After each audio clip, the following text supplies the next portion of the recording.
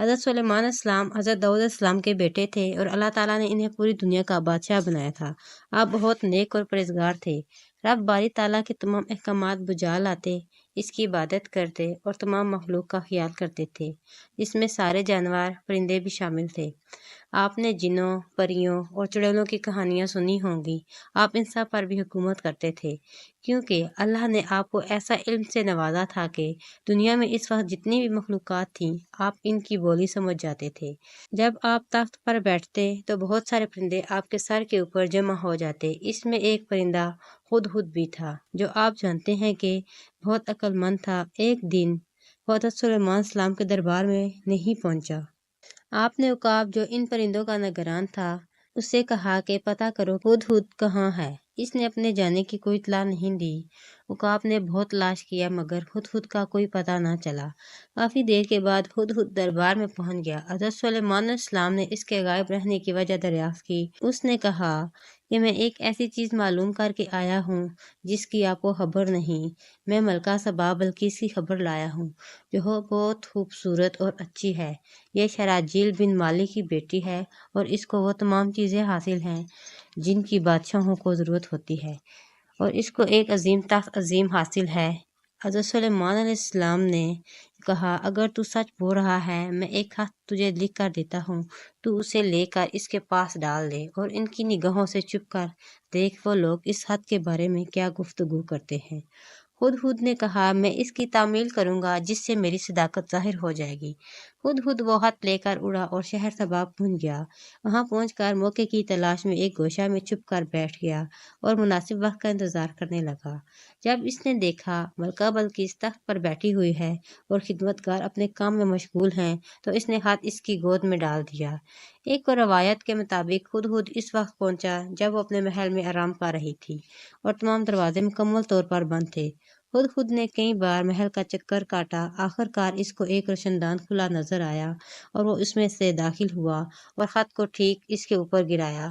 جوں ہی اس کی آنکھ کھلی، اس نے اس خط کو دیکھا اور باغور پڑا، پھر بستر سے اٹھ کر باہر آئی، دربار میں بیٹھی، تمام ارکان سلطنت کو دربار میں حاضر ہونے کا حکم دیا۔ اس کے 12,000 سردار تھے۔ جب وہ جمع ہو گئے تو اس نے کہا آج میں سو رہی تھی کہ ایک طائر پرندہ نے روشن دان سے اندر داخل ہو کر میرے اوپر ایک خط ڈالا ہے۔ میں اس خط کو پڑھ کر گھبرا گئی ہوں۔ میرے پاس ایک بہت ذی وقار خط بھیجا گیا ہے۔ وہ خط عظیم بادشاہ سلیمان السلام کی طرف سے ہے اور اس کے شروع میں بسم اللہ الرحمن الرحیم لکھا ہوا ہے، اور سب سے پہلے یہ تحریر ہے کہ سرکشی اور غرور مت کرو اور ایمان قبول کر کے میری اطاعت گزار بن کر میرے پاس چلی آؤ۔ ملکہ بلقیس کا مشورہ طلب کرنا۔ میرے سرداروں، مجھے بتاؤ کہ اب میں کیا کروں، کیونکہ میں تمہارے مشورے کے بغیر کچھ نہیں کرتی۔ یہ سن کر لوگوں نے جواب دیا کہ ہم بڑی طاقت و قوت والے ہیں، شجاعت میں ہمارا کوئی ثانی نہیں، ہم اچھی طرح مقابلہ کر سکتے ہیں۔ آپ ہماری ملکہ ہیں، حاکم ہیں، ہم آپ کے حکم سے سرتابی نہیں کر سکتے۔ آپ خود اس پر اچھی طرح غور کر لیجئے، پھر آپ کے حکم کے مطابق اس پر عمل کریں گے۔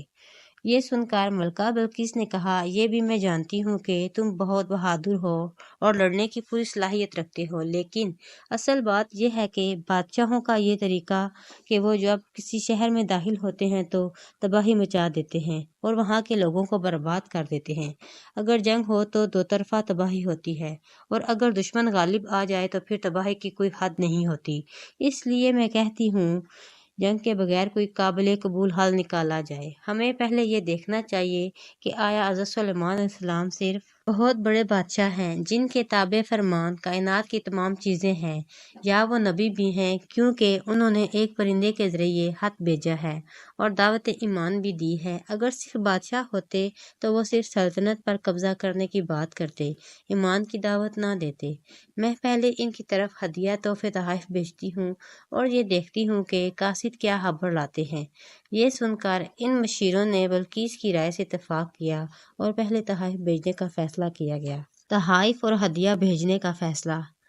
بلقیس نے یہ فیصلہ اس لیے کیا کہ وہ جاننا چاہتی تھی کہ حضرت سلیمان علیہ السلام صرف بادشاہ ہیں یا نبی بھی ہیں۔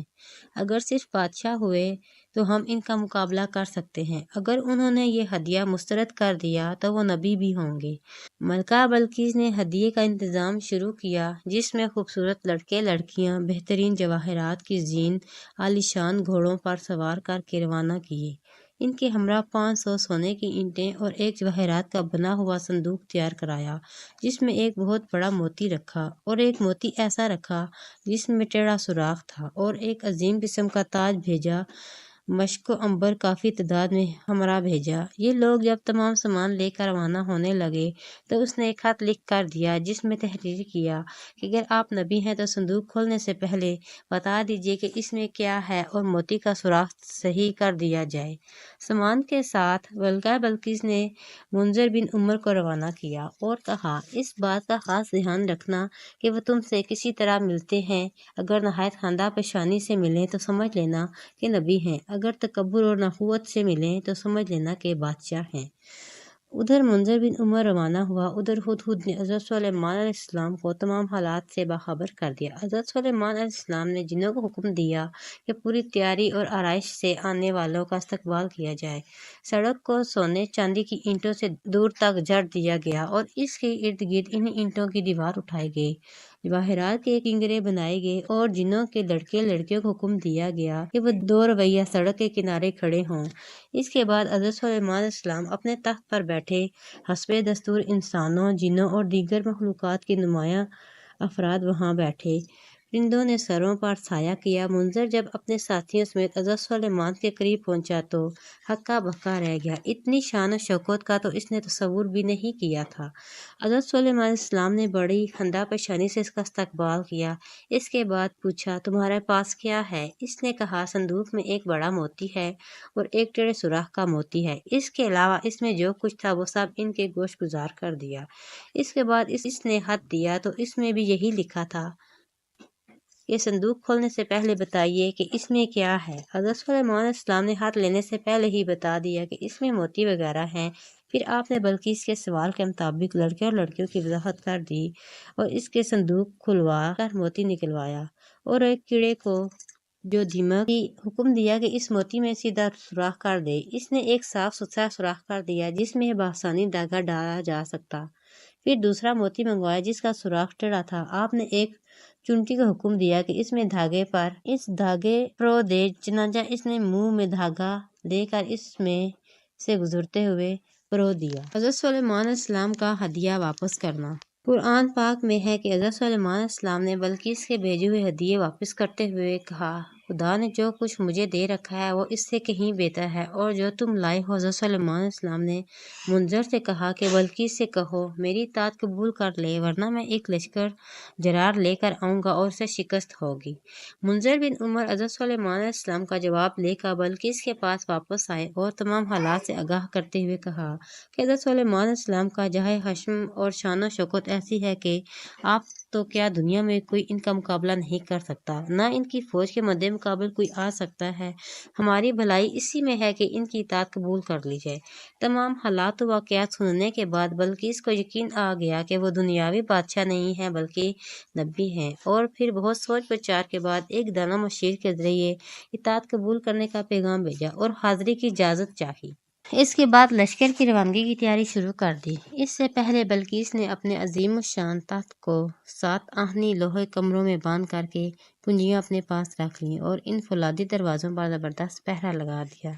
پھر اپنے ہمراہ 12,000 سرداران لشکر لے کر عازم سفر ہوئے۔ حضرت سلیمان علیہ السلام تک یہ اطلاع پہنچ چکی تھی کہ ملکہ بلقیس آج پہنچ جائیں گی۔ حضرت سلیمان علیہ السلام نے اپنے درباریوں کو حاضر ہونے کا حکم دیا اور فرمایا کہ آج ملکہ بلقیس پہنچ جائے گی۔ اے گروہ جن و انسان، تم میں سے کوئی ایسا ہے کہ جو اس کی عظیم الشان تخت کو اس کے پہنچنے سے پہلے میرے دربار میں حاضر کر دے؟ کئی مشیروں نے اپنی خدمات پیش کی، مگر یہ کام حضرت سلیمان علیہ السلام کے ایک وزیر آصف بن برخیہ نے خدا کے حکم سے بادرہ یا اسم اعظم کیا جو انہیں عطا ہوا تھا۔